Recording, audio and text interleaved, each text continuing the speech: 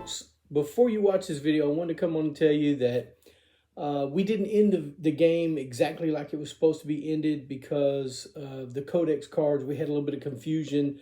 We weren't the only ones. There's a big forum out there of people having problems with the Azathoth codex cards. So just want to let you know the game didn't end exactly the way it was supposed to. We kind of rushed it through just to end it so that we could show you how it would end in the scenario. So as you watch it, don't beat us up too bad. We made some mistakes on the ending, but it is a good game. We are going to play another, probably another Elder God at some point and go through the game. They said that Azathoth was recommended as the first game, but a lot of people said it was a little more difficult than some of the others. So just keep that in mind if you ever play Eldritch Horror, the 3rd edition, that Azathoth has a little bit more complicated codex cards. So with all that being said, I hope you guys enjoyed the video. We thank you for watching Calvin's Got Game. Folks, welcome back to Calvin's Got Game. I'm Calvin. I'm Lewis. Welcome back to episode 8. No, episode 9. Turn 8. We put all these stupid mythos tokens back into my Be Strong and Courageous Cook.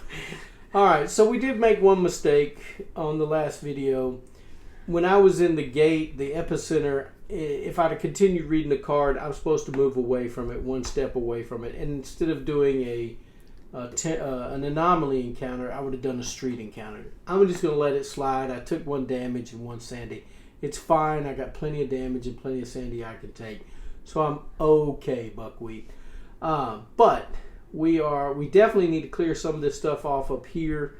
I probably should have moved over here. I'm going to say I moved there so that I can go over here and start clearing some of this stuff out. So once we find the blue anomaly or the blue token, then we can flip over the card and figure out how we can dismantle that barrier. So we'll figure that out here in a second. And once we do that, I'm talking like the rabbit. Who's that on Winnie the Pooh? The tiger. Hey, no, I think it's the rabbit. Pooh's stuck in a honey hole. It's a rabbit hole. Yeah, it's a rabbit. Yeah. All right. So anyway, so we're going to go ahead and start. I'm trying to turn us off already. This guy got me so scared. All right. So Lewis, start us off. I'm going to move an extra one. So you're going to move 1, 2 here. Yes. So you're going to, for your next action, you're going to take that clue. And it's a blue. Blue. All right. So we found the blue. I think it's this one, right? Yes. Got so many things on the board. All right. So when the barrier is flipped, it goes. So okay. The reason for the temporal distortion is now clear. The enormous mass of blind idiot god Azathoth is pulling the threads of space and time out of order even in advance of his arrival. Because Azathoth will appear in the future. Space and time are warping the present and the demon sultan's arrival is nigh.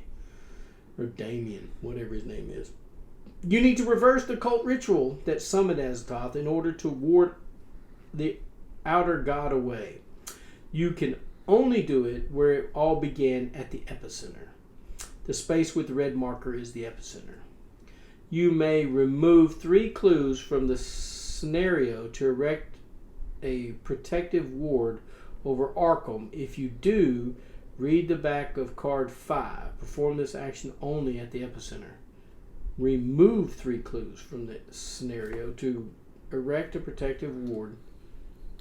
Well, we had 3 clues from the scenario, so we removed them already. Mm-hmm. If you do, read the back of card 5. Perform this action only at the epicenter. So we'd have to be at the epicenter to perform it. So I move into there. We've done that, and then we'll read back of 5. Yes. Okay. Because this is not. Because we had 3 clues on this card here, the deja vu, because it said do not remove that. So right. We had 3 on there. Yeah, so we had 3. Right. And I took them off like a dum-dum. Yeah. So. Yep. It just says remove 3 from the scenario. Yep. Doesn't say as an action, I guess I get to do that. Yeah, you may remove 3 clues from the scenario to erect a protective ward over Arkham.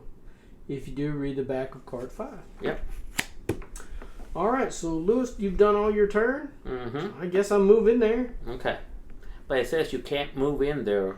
Well, I think once the blue one came out. Oh, blue one came out. Yeah, that's right. Yeah. So you go in here. remove 3, Mm-hmm. and then read the back of card 5. Mm-hmm.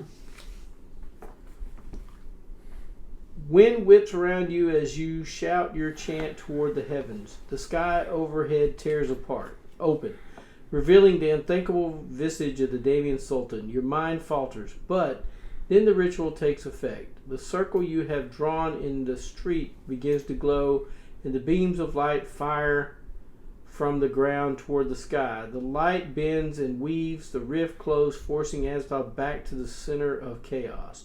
In the following days, you struggle to comprehend the passage of time. You cannot quite remember how long a day should feel, and your conscience drifts between countless entities in the blink of an eye. Still, life goes on. You eat breakfast while reading the headlines in the newspaper and see a familiar note in the margin in your own handwriting. Investigators win the game. Okay. Now, we might have done something wrong there, but I followed the cards. We did what they said, so I'm hoping we did everything correctly. Because I saw the little clue card right here, Yeah. right there. I thought it was going to be 3 Put clues. clues on it, but Yeah. it said to remove clues from the scenario.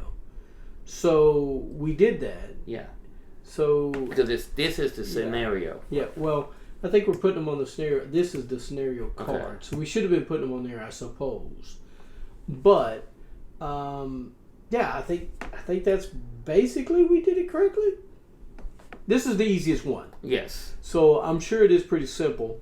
The codex cards are a little confusing, but once you get through them and figure them out, it's not so bad. So it's okay. I think that once we get to playing it a little more, yeah, and we may do another playthrough of Arkham Horror 3rd edition with a different person at some point. But this is October season, so I'm glad we're putting out a spooky game. Yep. And guys, I hope you enjoyed it. I hope you understood how to play it a little bit better. We did have some issues with figuring out these codex cards. I'm glad you sat through and listened to us talk about it. What is this? What is that? So appreciate you watching. Guys, if you have any questions about the game, we can help you with. You can see we had questions of our own. Hopefully I'm going to look for a FAQ to figure out some more about it. And then we may come back and do a video of what we did wrong. Yes. And how to fix it. So you guys can have a better time playing the game. Guys, I enjoyed playing it, even with some of the issues we had. I thought it was a good game. Lewis, you think it was good? No, I enjoyed it. It is a different take of it, and it does combine the Arkham Horror, the card game, some of it. Yeah, with the storyline. With the storyline, and then the other Arkham Horror board game, where you go all over the place, and the word trying to close gates and Eldritch Horror. Yeah, Eldritch Horror. So yeah, I like how they can combine games from the same style and not really mess up on it. They didn't change it too much. No. I think it's very from the first edition to the second edition to this one. I think this one is the best for me. I know there are some diehard folks out there that love second edition. I liked second edition. It was just a lot of, you had an outer world board, you had another. It was kind of weird.